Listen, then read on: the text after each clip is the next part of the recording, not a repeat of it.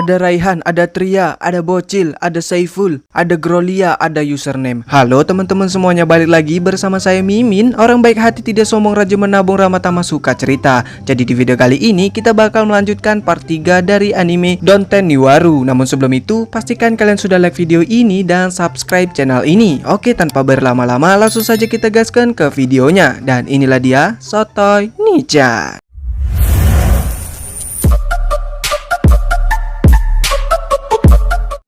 愛してるぞ。激動の大変革期。 Sedikit perbaikan yang mana ketika Orochi muncul bukan Tenka dan rekannya yang mengalahkan Orochi, melainkan leluhur keluarga Kumo yaitu Kagemitsu, Hirari, dan Buton. Kemudian flashback di masa lalu, tepatnya di zaman Kamakura, terlihat kepada Buton yang dikejar sekelompok ninja, dimana ketika Buton terpojok datang seorang pria yang menolongnya. Ketika telah mengalahkan para ninja itu, si pria langsung menyatakan cintanya, dimana dia jatuh cinta pada Buton pada pandangan pertama. Kemudian terlihat para ninja yang telah dikalahkan tiba-tiba lenyap begitu saja. Setelahnya Buton membawa pria yang diketahui bernama Hirari ke kuil tempat tinggalnya, di mana di sana terdapat seorang pria bernama Sasaki, pelindung Omi, dan seorang pria bernama Kagemitsu, kepala pertama keluarga Kumo. Kedatangan Hirari ke sana untuk meminta restu agar dia diperbolehkan menikahi dan memiliki Buton. Lalu Hirari mengenalkan dirinya, yang mana Hirari dari keluarga Abe, penyihir Omyo. Walaupun dari keluarga penyihir, Hirari tidak bisa menggunakan sihir,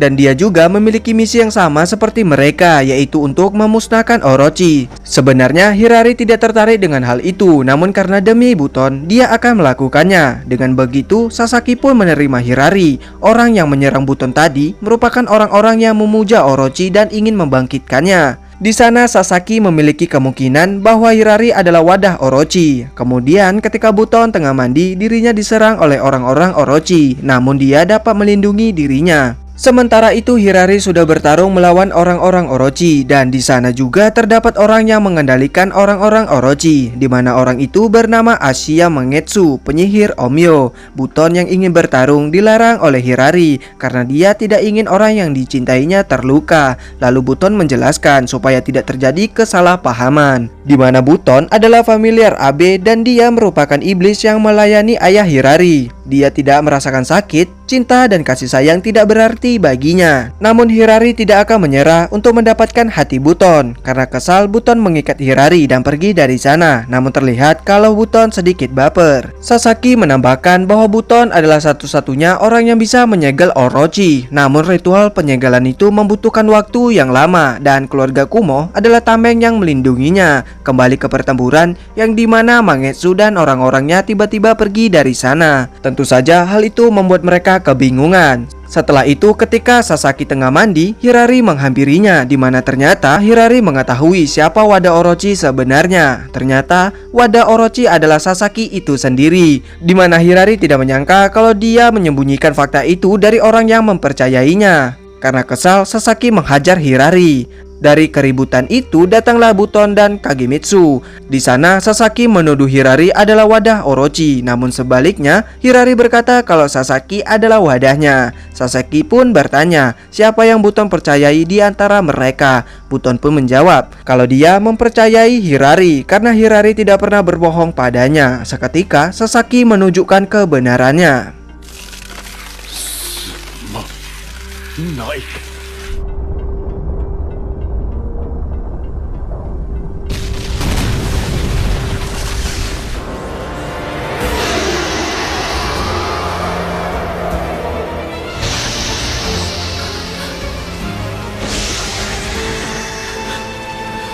Sasaki pun berubah menjadi Orochi. Setelah berubah menjadi Orochi, dirinya langsung menyerang. Di sana mereka pun merencanakan sesuatu yang dimana Kagemitsu akan melindungi Buton untuk mempersiapkan penyegelan, sedangkan Hirari akan mengulur waktu dan menjadi umpan. Kemudian rencana pun dilakukan. Namun ketika penyegelan hampir selesai, Orochi menyerang Buton dan untung saja Hirari melindunginya. Dari serangan itu membuat tangan Hirari terputus. Kemudian Hirari menyerang mata Orochi. Lalu pada akhirnya Orochi pun dapat disegel oleh Buton.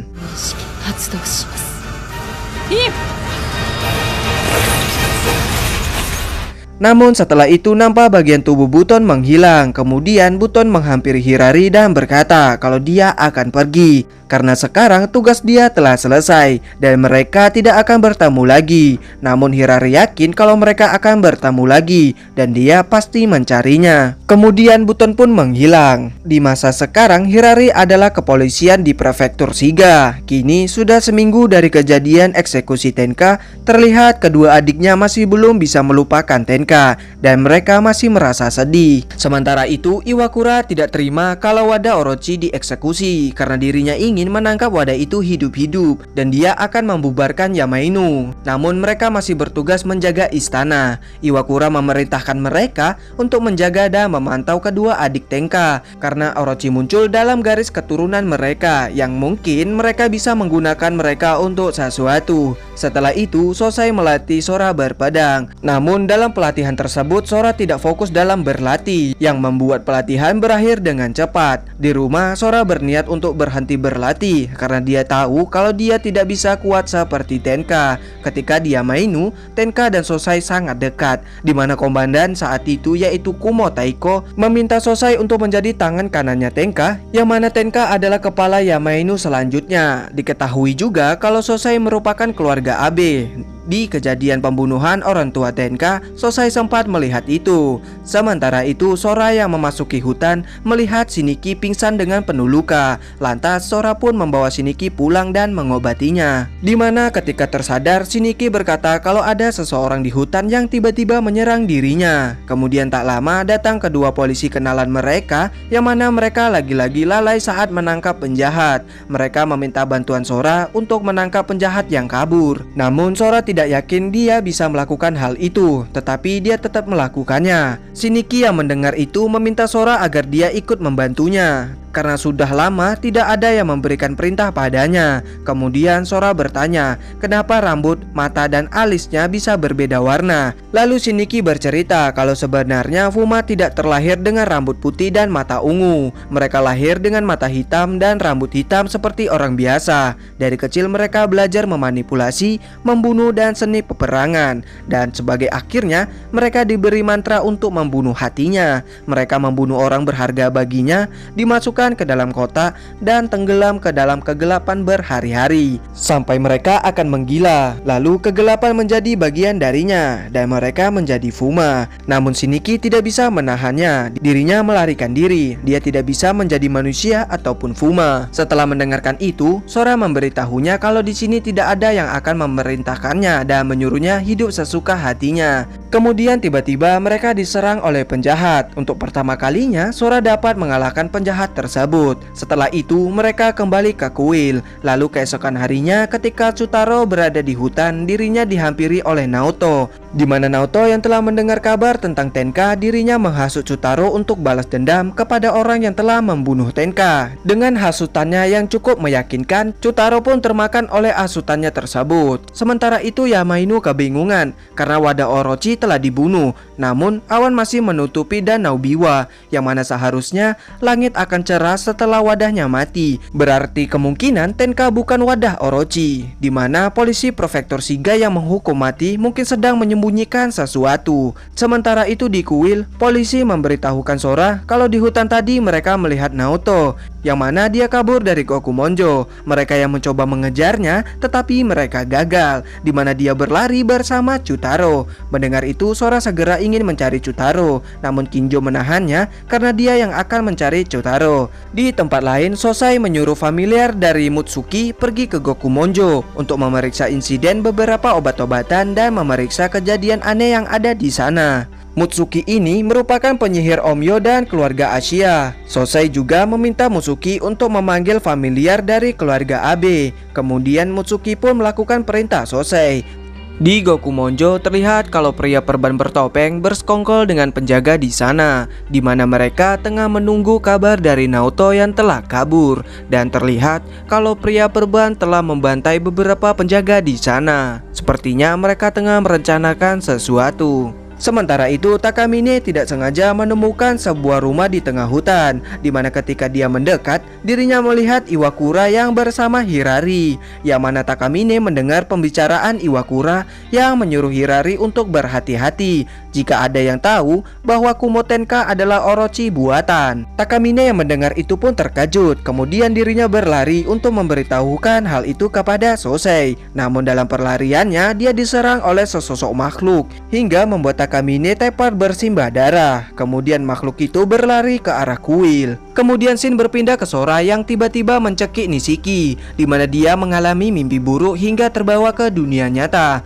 Lalu di sana datang Sosei, di mana Sosei menjelaskan tentang Orochi kepada Sora, yang mana di masa lalu ada wadah yang sadar bahwa mereka adalah Orochi dan ada beberapa yang tidak sadar. Orochi hidup dalam perasaan buruk, kehilangan ingatan, kehilangan kesadaran, dan memasuki orang tersebut. Lalu wadah Orochi diambil alih olehnya dan Tenka dibunuh sebelum itu terjadi, yang mana jika Sora tahu siapa wadahnya, katakan pada Sosei. Sora pun kebingungan dan heran, bukannya Tenka wadahnya. Kemudian tiba-tiba datang Takeda yang memberitahukan kalau Takamine telah diserang dan dirinya saat ini sedang dirawat. Kejadian itu terjadi di dekat kuil Kumo dan Takeda marah kepada Sora kenapa dia tidak mengetahui hal itu. Dari perkataan itu Sora mengingat sesuatu. Kemudian mereka pergi dari sana. Sementara itu Mutsuki didatangi oleh Buton. Lalu mereka pergi ke kuil Kumo, di mana Buton berkata ketika Orochi disegel 300 tahun lalu, Orochi menelan mantra itu dan merebutnya, sehingga mantra itu tidak dapat digunakan lagi. Namun saat itu ada sesuatu yang tertelan bersamaan dengan mantra itu, yaitu pedang keluarga Kumo. Karena itu Buton meminta Mutsuki untuk memastikannya dengan sihirnya.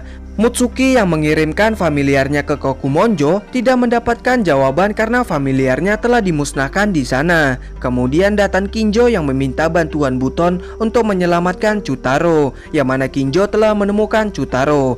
Sementara itu Sora melihat kalau pakaiannya terdapat sebuah darah dan tiba-tiba dirinya melihat sebuah ingatan di mana ternyata makhluk yang menyerang Takamine adalah Sora. Dan wadah Orochi sebenarnya adalah Sora itu sendiri. Mengetahui fakta itu Sora pun terkejut, di mana Sora telah terambil alih oleh Orochi.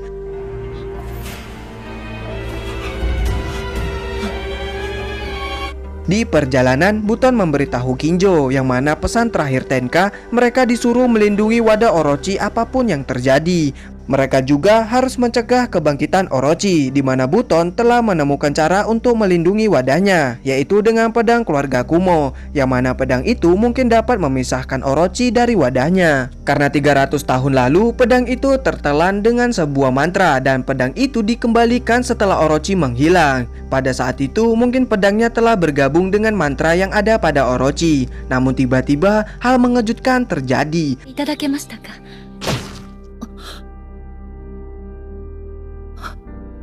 Yang dimana Kinjo menusuk Buton tepat di jantungnya. Ternyata Kinjo memihak kepada Orochi dan dia akan menyingkirkan siapa saja yang mengganggu kebangkitan Orochi, karena menurutnya kebangkitan Orochi adalah mutlak. Sungguh tidak menyangka ternyata Kinjo adalah orang jahat.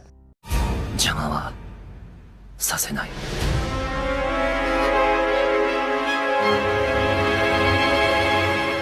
Orochi-sama no fukkatsu wa zettai da. Oke teman-teman, untuk part 3 dari anime Donten Niwaru sampai di sini terlebih dahulu. Terima kasih buat teman-teman semuanya yang sudah menonton dari awal sampai akhir video. Saya ucapkan beribu-ribu terima kasih. Oke, sekian dari saya, Sotani-chan pamit undur diri, and bye-bye.